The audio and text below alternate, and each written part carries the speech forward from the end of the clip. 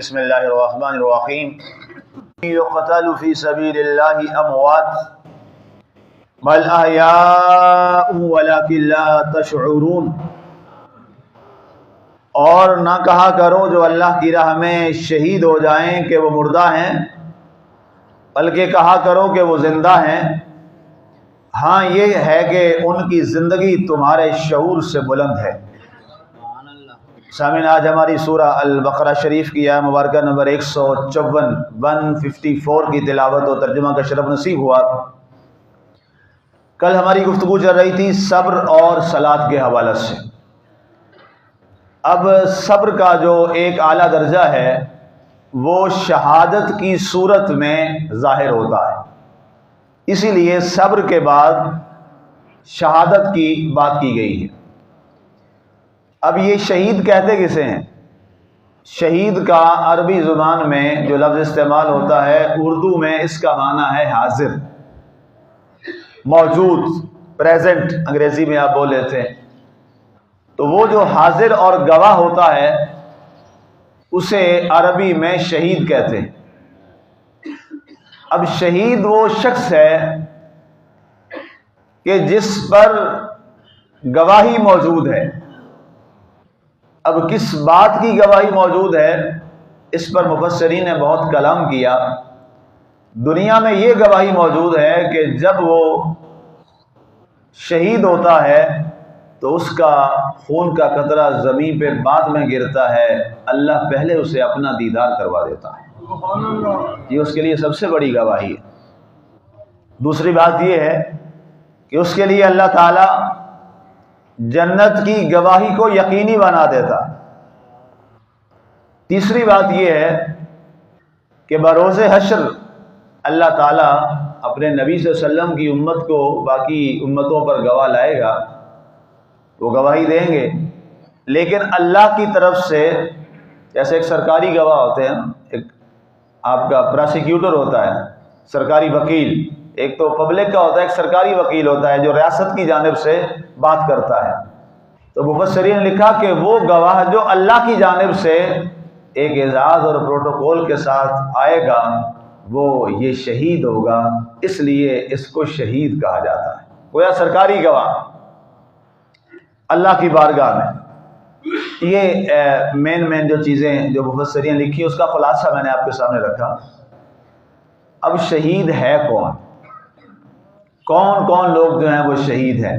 ایک تو عام جنرل بات کہ جو اللہ کی راہ میں اسلام کا دفاع کرتے ہوئے، دشمنان اسلام سے لڑتے ہوئے، اسلام کی نظریاتی سرحدوں کا تحفظ کرتے ہوئے وہ اپنی جان آفرین کے حوالے کر دے تو اسے شہید کہا جاتا ہے۔ اس کے علاوہ اور بہت سے ایسے لوگ ہیں جنہیں اللہ کے نبی صلی اللہ علیہ وسلم نے اپنے اقوال شریف میں حدیث مبارکہ میں شہید کہا ہے۔ آپ نے فرمایا من خرج فی طلب العلم فهو فی سبیل اللہ حتی یرجع، او کما قال علیہ السلام۔ فرمایا کہ جو شخص علم کی تلاش میں نکلتا ہے، قرآن و سنہ کے تلاش میں نکلتا ہے، فرمایا وہ اللہ کی راہ میں ہے، وہ فی سبیل اللہ مسافر ہے، یہاں تک کہ واپس لوٹ آئے، اور اگر اس کی راستے میں موت ہو جاتی ہے تو اللہ اسے شہادت کا درجہ عطا فرماتا ہے۔ سبحان اللہ۔ اسی طرح ایک وہ شخص جو اپنے نفس کے خلاف مسلسل علم جہاد بلند کیے ہوئے، اور یہ مشکل ترین جہاد ہے۔ کافروں سے جہاد تو ایک مخصوص ٹائم ہے، جہاد ہوا اس کے بعد ہار یا جیت یا جو معاملہ ہو گیا، یا فاتح ہو گئے یا مفتوح ہو گئے یا کام آ گئے، اس کے بعد کہانی ختم۔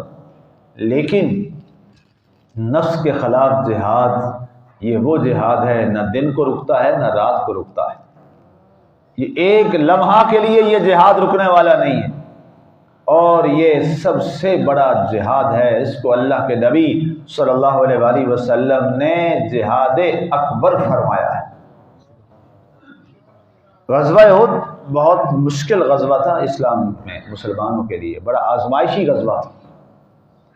جب وہاں سے واپس تشریف لا رہے ہیں جناب رسالت امام صلی اللہ علیہ وآلہ وسلم، اب انتہائی رنجیدہ کیفیت میں تھے۔ سب سے بڑی بات یہ کہ آپ کے محبوب چچا، عظیم چچا، امام الشہداء حضرت سیدنا امیر حمزہ بن عبد المطلب رضی اللہ تعالیٰ عنہ اب شہید ہوئے، اور جس انداز سے انہیں شہید کیا گیا وہ لمحہ ایک اور تکلیف دہ تھا۔ ہند بن ابی سفیان نے، یہ جو اس کی بیوی تھی زوجہ سفیان، ابو سفیان، اس نے جس نفرت کا اظہار کیا کہ آپ کا نعوذ باللہ کلیجہ نکال کر اس کو اپنے منہ سے چبایا، سینہ چاک کیا گیا، تو یہ ہند کا یہ واقعہ جو تھا، یہ عمل جو تھا، اس نے آقا کریم علیہ السلام کو اتنی تکلیف پہنچائی کہ بعد میں جب اس نے کلمہ پڑھ لیا، وہ مسلمان ہو گئی، اللہ کے نبی صلی اللہ علیہ وسلم نے فرمایا میں نے تجھے معاف کر دیا ہے، لیکن میرے سامنے نہ آیا کرو، تجھے دیکھ کے اپنا چچا مجھے یاد آ جاتا ہے۔ معاف تو ظاہر ہے، چونکہ آپ کا اعزاز ایسا ہے، وَمَا أَرْسَلْنَاكَ إِلَّا رَحْمَةً لِلْعَالَمِينَ، اس بنیاد پہ آپ نے عام رحمت کرتے ہوئے معافی کا اعلان تو کر دیا، معاف تو کر دیا، لیکن ایک فطری تقاضا ہے، ایک ظلم ایسی چیز ہے جو انسان کے ذہن سے وہ نقش کبھی نہیں اترتا۔ تو آپ نے فرمایا کہ میرا محبوب چچا تھا، اور اسلام لانے سے پہلے بھی انہیں جناب رسالت مآب صلی اللہ علیہ وسلم کی تکلیف برداشت نہیں ہوتی تھی، اور آپ کے اسلام لانے کا واقعہ بھی اسی وجہ سے بنا۔ آپ بہت بڑے شکار کرتے تھے، شکاری تھے، جنگل سے واپس آئے تو کسی نے کہا کہ وہ ابو جہل نے کوئی تکلیف پہنچائی ہے تمہارے بھتیجے کو، ظاہر تب تو بھتیجا ہی کہتے تھے۔ اس کے بعد آپ اتنے سکھپا ہوئے، اس کی پوری خبر لی اور اس کے سر پہ آپ نے مارا اور اس کو لہو لہان کیا، اور آپ نے فرمایا خبردار، آئندہ اگر مجھے معلوم ہوا تو میں تجھے جان سے مار دوں گا۔ کہا تجھے کیا ہو گیا امیر حمزہ، تجھے کیا ہو گیا، تو ہمارا ساتھی ہے۔ سیدھے بارگاہ رسالت مآب صلی اللہ علیہ وسلم میں گئے اور کہا آقا مجھ سے برداشت نہیں ہوتا کہ یہ آپ کی جانب آوازیں کسیں یا آپ کو تنگ کریں، یہ میرا ہاتھ ہے، اپنے ہاتھ میں قبول فرما لیجیے۔ اب یہ جب واپس آ رہے تھے اس غزوہ سے، تو رسالت مآب صلی اللہ علیہ وسلم نے فرمایا یا معاشر الصحابہ رجعنا من جہاد الاصغر الى جہاد الاکبر، اے میرے صحابہ ہم چھوٹے جہاد سے بڑے جہاد کی طرف بڑھ رہے ہیں۔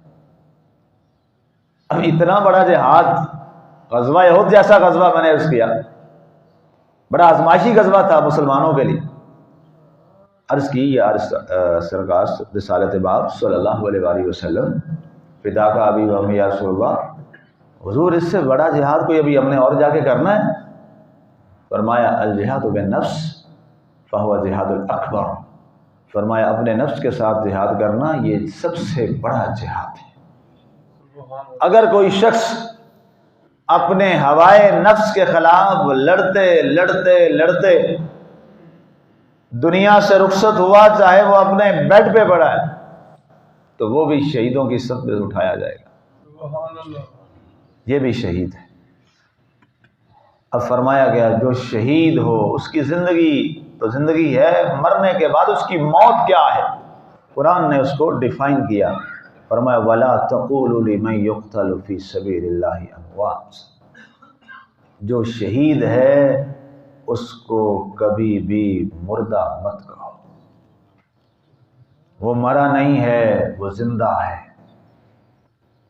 جو مظلوم قتل ہوا ہے، جو جہاد میں یا کسی اور باقی صورتحال میں شہید کے درجے میں آ گیا ہے، وَلَا تَقُولُوا لِمَن يُقْتَلُ فِي سَبِيلِ اللَّهِ أَمْوَاتٌ، انہیں مردہ مت کہیے، بل احیاء، بلکہ وہ زندہ ہے۔ اب اس کی زندگی کی گواہی کس نے دی ہے؟ اللہ نے دی ہے۔ اب وہ قبر میں زندہ ہے، وہ منو مٹی میں جانے کے بعد بھی وہ زندہ ہے۔ وَلَٰكِن لَا تَشْعُرُونَ، لیکن لوگوں تمہیں اس کا شعور نہیں ہے، یہ بات تمہارے شعور سے بہت اونچی ہے۔ تمہیں شاید سمجھ نہ آئے تو یہ تمہارے شعور کا قصور ہوگا، لیکن شہید بہرحال اپنی قبر میں بھی زندہ ہے۔ اب یہ تو ایک شہید کا مقام ہے، وہ عام میں سے، ہم میں سے کوئی بھی ہو سکتا ہے، انسانوں میں سے ایک شہید کا یہ مقام ہے کہ وہ اپنی قبر میں زندہ ہے۔ تو بتائیے جو شہید کا نبی اور رسول ہوگا وہ اپنی مزار میں زندہ نہیں ہوگا؟ ہاں جی، یہ لمحہ فکری ہے، میں اس پہ سوچنا ہے۔ معاذ اپنے اپنے لوگوں کی کتابیں پڑھ گئے، اس معاذ ہٹ درمی میں مت رہیے کہ وہ ہمارے بڑے نے یہ لکھ دیا، تو ظاہر ہے بڑے سے غلطی نہیں ہو سکتی اس سے۔ دنیا میں ایک ہی کتاب ہے جس میں کوئی غلطی نہیں، اس وقت صرف ایک ہی کتاب ہے جس میں کوئی غلطی نہیں ہے، وہ صرف قرآن پاک ہے۔ سبحان اللہ۔ اس کے علاوہ دنیا میں کوئی ایسی کتاب نہیں جس میں غلطی نہ ہو۔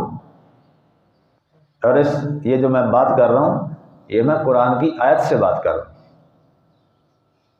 قرآن خود فرماتا ہے لَوْ كَانَ مِنْ عِنْدِ غَيْرِ اللَّهِ لَوَجَدُوا فِيهِ اخْتِلَافًا كَثِيرًا۔ قرآن کے علاوہ جو بھی تم پاؤ گے اس میں بڑا اختلاف پایا جائے گا۔ بخاری شریف دنیا میں بہت صحیح ترین کتاب گردانی جاتی ہے حدیث شریف کے حوالے سے۔ ابھی ایک ہندوستان سے کتاب چھپی ہے، مکتبہ دیوبند کے بہت بڑے شیخ الحدیث سے انہوں نے لکھی ہے،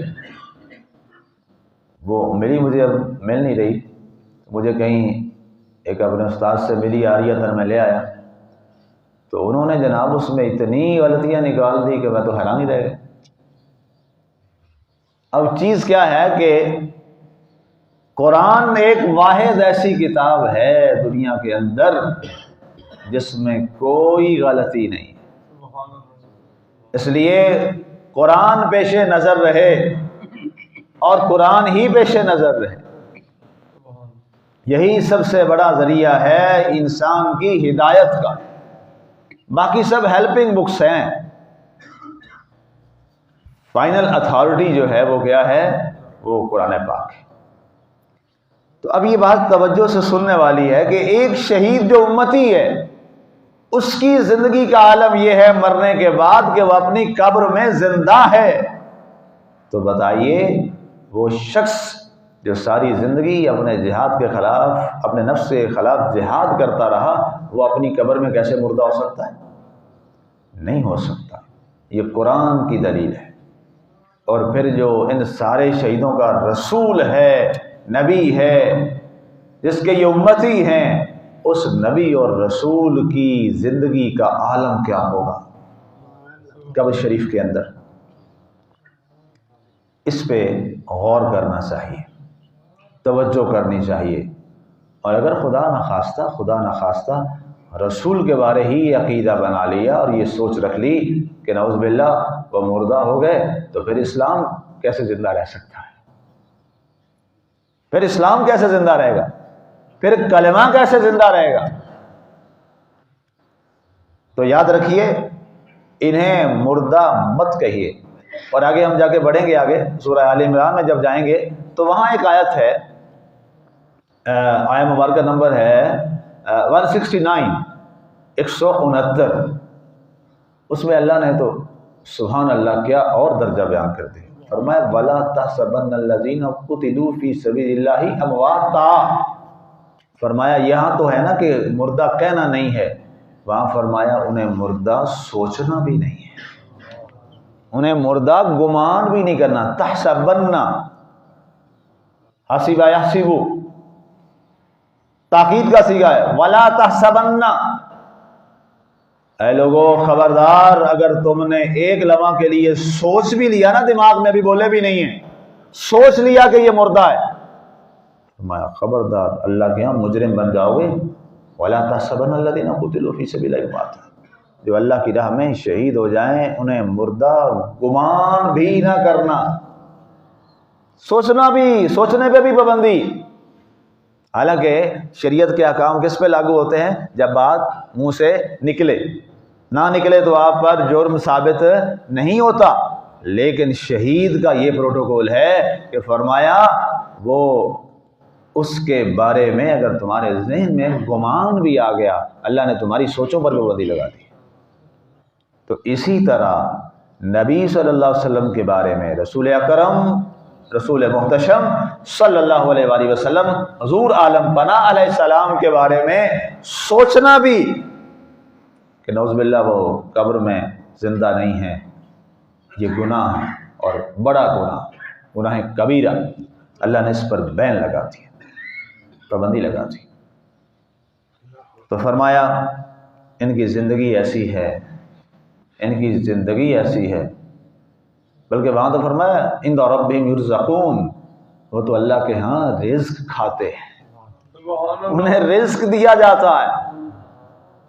اتنا واضح قرآن کا اعلان، اور اس کے بعد بھی اگر کوئی شخص مماتی عقیدہ رکھتا ہے تو ہم اس کے لیے ہدایت کی دعا کر سکتے ہیں، اللہ تعالیٰ اسے ہدایت عطا فرمائے، اللہ اسے ہدایت دے اور یہ شعور دے کہ وہ قرآن سمجھے اور وہ قرآن پڑھے۔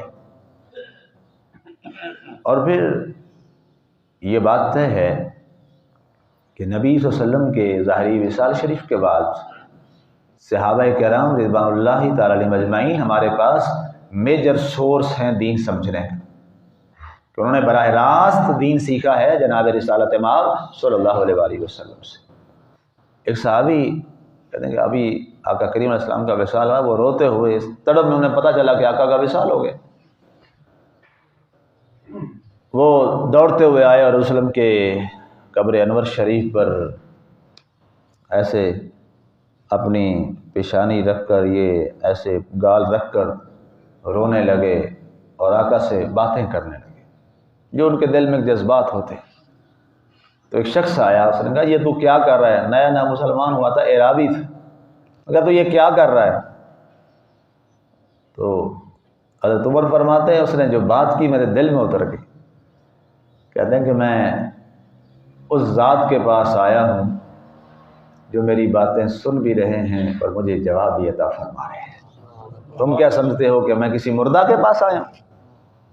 یہ صحابہ کا عقیدہ ہے، یہ صحابہ کا عقیدہ ہے۔ اور اسی طرح امام حسن والی بڑی روایت مشہور ہے، ظاہر ہے وہ بھی صحابی ہیں، جب یہ تکلیف میں آئے تو روضہ رسول پہ آئے اور ایسے سب کے سامنے بلند آواز میں کہا کہ نانا جان آپ دیکھ رہے ہیں کہ آپ کی امت آپ کے نواسے کے ساتھ کیا کر رہی۔ ظاہر ہے امام حسن جیسا صحابی ایسے تو یہ بات نہیں کر رہا۔ تو اب یہ وَلَا تَقُولُوا لِمَن يُقْتَلُ فِي سَبِيلِ اللَّهِ أَمْوَاتٌ، اللہ کی راہ میں شہید ہونے والا مردہ نہیں ہوتا، وہ زندہ ہوتا ہے۔ اس لیے کہتے ہیں شہید کی موت قوم کی حیات ہے، وہ زندگی دے جاتا ہے، وہ کئی نسلوں کو زندہ کر جاتا ہے اگر کوئی اس کو سمجھ لے۔ اور اس کے بعد بل احیاء، یہ ایک بڑی اہم بات ہے، اور اس کی وجہ یہ ہے کہ وہ لڑنے والا شخص اپنے دل میں اللہ کی رضا لیے ہوئے اپنی جان سے بھی کھل جاتا ہے۔ تو اصل مقصد اور درجہ یہ اتنا اس لیے ہے کہ اس نے اپنی جان کو اپنے رب کے حضور پیش کر دیا اور عملی طور پہ یہ بتا دیا کہ اے اللہ یہ جان تیری ہے، یہ تیری امانت ہے، اگر تجھے ضرورت ہے اس بات کی کہ تیرا دین میری جان سے کچھ بہتری کی جانب بڑھ سکتا ہے تو یہ تحفہ میرے مالک تو قبول فرما لے۔ جان دے دی ہوئی اسی کی تھی، حق تو یہ ہے کہ حق ادا نہ ہوا۔ اصول یہی ہے کہ اسی کی ہے، ہمارا تو اپنا کچھ نہیں۔ اللہ کی بارگاہ میں یہ دعا ہے کہ اللہ تعالیٰ کی ذات ہمیں یہ درجہ عطا فرمائے اور ہماری موت بھی ایسی ہو کہ مرنے کے بعد بھی ہم زندہ رہیں۔ اور زندہ رہنے کے کیا اصول ہیں وہ قرآن نے بتا دیے، آپ کے سامنے میں نے رکھ دیے کہ ہماری زندگی ایسی ہو کہ مرنے کے بعد بھی ہم زندہ رہیں، اور وہ زندہ اسی صورت میں رہتے ہیں کہ انسان کا جو عمل اور اس کا کردار ہے وہ اسے کبھی مرنے نہیں دیتا، انسان کا کریکٹر اسے زندہ رکھتا ہے۔ تو اس لیے اللہ ہمیں ایسا اخلاق اور ایسا کردار عطا فرمائے کہ دنیا سے رخصت ہونے کے بعد بھی ہمارے اس عمل اور کردار کی وجہ سے ہماری زندگی باقی رہے۔ آج دنیا میں جتنی بھی شخصیات زندہ ہیں وہ اپنے عمل کی وجہ سے زندہ ہیں، اس دین کے ساتھ خلوص کی وجہ سے آج بھی وہ زندہ ہے۔ آج اگر ہم حضرت علی حجویری رحمۃ اللہ علیہ کا نام لیتے ہیں تو اس لیے لیتے ہیں، ظاہر ہے ہم نے نہ دیکھا، نہ انہیں بھالا، نہ رشتہ داری، نہ تعلق داری، کچھ بھی نہیں ہے، اس لیے وہ زندہ ہیں کہ انہوں نے ساری زندگی دین کے لیے وقف کر دی، انہوں نے دین کا نام بلند کیا، اللہ نے ان کے نام کو بلند فرما دیا۔ آج ہمارے مسجد میں ممبر و محراب پر اگر صحابہ کرام کا نام زندہ ہے تو اس لیے زندہ ہے، ہم نے تو انہیں دیکھا ہی نہیں ہے، اور نام نے ان کا کلمہ پڑھا ہے، کلمہ تو ہم نے رسول اللہ صلی اللہ علیہ وسلم کا پڑھا ہوا ہے، وہ اس لیے ان کے نام زندہ ہیں کہ انہوں نے اپنی ساری زندگیاں دین اسلام کی زندگی میں گزار دی۔ اللہ نے فرمایا تم نے ہمارے نام کو بلند کیا، ہم نے تمہارے ناموں کو بلند فرما دیا۔ بلند ہے نا، اب بھی ہم سے اوپر ہیں، میرا میں لکھے ہوئے نا نام، مسجد و ممبر اور سب جگہ نام لکھے ہیں نا ان کے نام، اور بلند نام لکھے، بلندیوں میں نام ہے، اور قیامت تک بلند رہیں گے، اس لیے کہ انہیں بلند کرنے والا خود میرا اللہ ہے۔ اسی بنیاد پر کہ انہوں نے اپنی زندگی جہاد میں گزاری، جہاد اصغر میں یا جہاد اکبر میں، اللہ ہمیں اس کی توفیق عطا فرمائے اور ان کے نقش قدم پہ چل کے کامل مسلمان بنائے، آمین۔ وما علینا الا البلاغ۔